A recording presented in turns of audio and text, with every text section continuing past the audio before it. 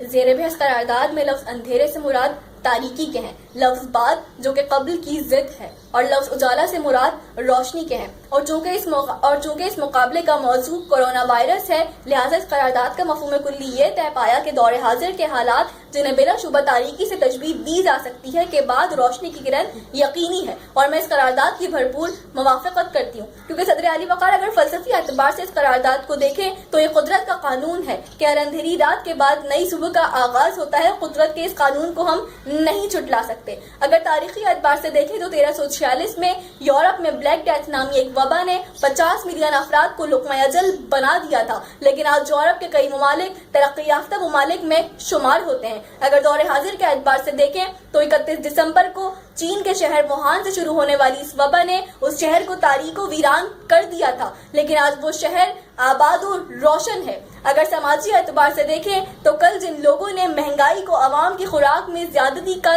تانا دیا تھا اور جس امیر شہر نے غریب طبقے کو اپنے پیروں کی جوتی سمجھا تھا، آج وہ سب ایک ہی قطار میں کھڑے ہو چکے ہیں۔ اگر ماحولیاتی اعتبار سے دیکھیں تو کل جس شہر کراچی کو کچرے کا ڈھیر سمجھا جاتا تھا، آج اسی شہر کراچی میں ماحولیاتی آلودگی کا خاتمہ ہو رہا ہے اور اوزون کی تہ ختم ہو رہی ہے۔ اگر معاشرتی اعتبار سے دیکھیں تو کل جو انسان اپنی زندگی کا 80%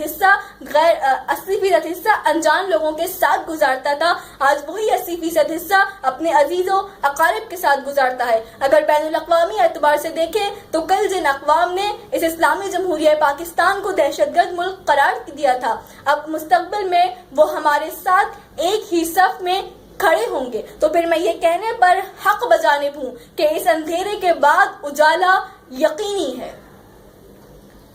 اور صدر علی وقار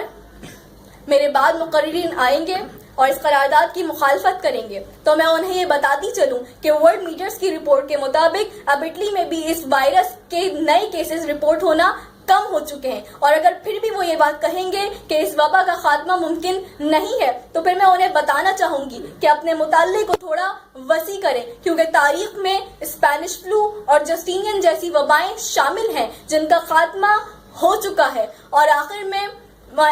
میں میں امید سحر لیے اپنے سننے والوں سے گزارش کروں گی کہ اس قرارداد کو منظور کروائیں اور اپنے ذہنوں کی تاریکی کو ختم کریں کہ مورخ جب کبھی اس خواب کی تکمیل لکھے گا ہمیں عنواں بنائے گا، ہمارے نام لکھے گا، ہمیں عنواں بنائے گا، ہمارے نام لکھے گا۔ آج کی سماعتوں کا بہت شکریہ۔ صدر علی وقار، قرارداد کے 5 اہم الفاظ جس میں سے لفظ اس جو کہ بطور اس میں اشارہ استعمال کیا گیا ہے جو منسلک ہے قرارداد کے اگلے لفظ اندھیرے سے معنی تاریکی یا سیاہی، لفظ بعد آیا کرتا ہے پیچھے دور کے زمانے کو، اور لفظ اجالا معنی روشنی اور چمک کے ہیں۔ قرارداد کو بند کرتا لفظ ہے اس بات کی تائید کر رہا ہے کہ اس اندھیرے کے بعد اجالا ہی ہے، لیکن قرارداد کی مخالفت کرتے ہوئے اس بات پر روشنی ڈالنا چاہوں گی کہ اندھیرے کے بعد اجالا نہیں ہے، کیونکہ منطقی اعتبار سے لفظ اندھیرے اور لفظ اجالے ایک دوسرے سے متضاد رکھتے ہیں اور ایک دوسرے کی ضد میں ہیں، اور لفظ اندھیرے کو تشبیہ دی جا رہی ہے کرونا وائرس اور موجودہ حالات سے، اور لفظ اجالے کو بطور پیش گوئی استعمال کیا گیا ہے کہ اس امراض معتدی کے بعد شفاف طریقے سے پھر سے اجالا ہوگا۔ لیکن صدر علی وقار، ایک عام مثال ہمارے سامنے ہے کہ اگر ایک گندی مچھلی کو تالاب میں پھینک دیا جائے تو پوری باقی تمام مچھلیوں کے ساتھ ساتھ وہ پورے تالاب کو بھی گندا کر دیتی ہے۔ بالکل اسی طرح US national library of medicine کی رپورٹ کے مطابق 18ویں صدی کی وبا کے نتیجے میں پلیگ اور میزلز، 19ویں صدی کی وبا کے نتیجے میں ببونک پلیگ اور انفلوئنزا، اور 20ویں صدی کی وبا کے نتیجے میں نیموئک اور ریلیپسنگ جیسی بیماریاں سامنے آئیں، اور ساتھ ہی ساتھ چونکہ بات موجودہ حالات کی ہو رہی ہے تو وہ لوگ جو دل، دماغ، پھیپھڑے اور سرطان جیسی بیماریوں میں مبتلا ہیں وہ آج بھی لڑ رہے ہیں اور وہ ان حالاتوں کے بعد بھی لڑتے رہیں گے۔ اگر ہم طاقت کے زور پہ بات کریں تو کشمیر میں بھارت کا زور، افغانستان میں امریکہ کا زور، اور سیریا میں اسرائیل اور ترکی کا زور موجود ہے۔ وہ ایک جنگ آج کے دور میں بھی ان حالاتوں میں بھی لڑ رہے ہیں، وہ ان حالاتوں کے بعد بھی وہ جنگ لڑتے رہیں گے۔ معیشت پہ بات کرتے ہیں صدر علی وقار، تو ورلڈ اکنامک فورم کی رپورٹ کے مطابق 2019 تک دنیا بھر کی کل تجارت 2.9% تھی، جو کہ گر کے مارچ 2020 تک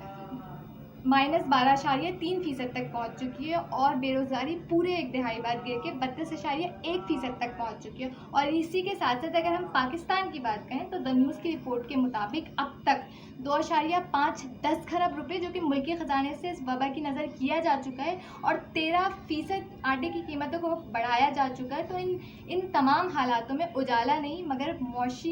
مگر مہنگائی اور معاشی بحران ہمارے سروں پر موجود ہے. اور یقیناً میرے مخالفین آ کر یہ بات کہیں گے کہ چوریاں اور ڈکیتیاں ختم ہو چکی ہیں. تو میں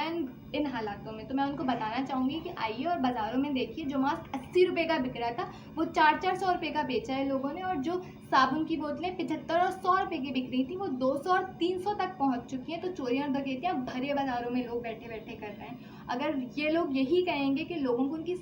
سماجی ذمہ داریوں کا احساس ہو چکا ہے تو میں ان کو بتانا چاہوں گی کہ 21ویں صدی میں بھی ابھی بھی بہت سی تنظیمیں ایسی موجود ہیں جو فرقہ واریت سے باز نہیں آئیں, جو راشن بانٹتے وقت یہ کہہ رہی ہیں کہ تو ہندو ہے اور تو عیسائی ہے, ہم تجھے راشن فراہم نہیں کر سکتے. تو ان لوگوں کے ذہنوں پر نہ جانے کب اجالا آئے گا. سدیہ علی وقار, اسامہ ریاض, عبدالقادر سومرو اور اب تک 1,16,092 لوگ جو کہ اس وبا کی ضد میں شہید ہو چکے ہیں, ان لوگوں کے خاندانوں کے بارے میں سوچیے. کیا ان لوگوں کے خاندانوں کی زندگیوں میں اس اندھیرے کے بعد اجالا ہے؟ دہاڑی پہ کمانے والے لوگوں کے بارے میں سوچیے. ان لوگوں کی زندگیوں میں اس اندھیرے کے بعد بھی اجالا ہے.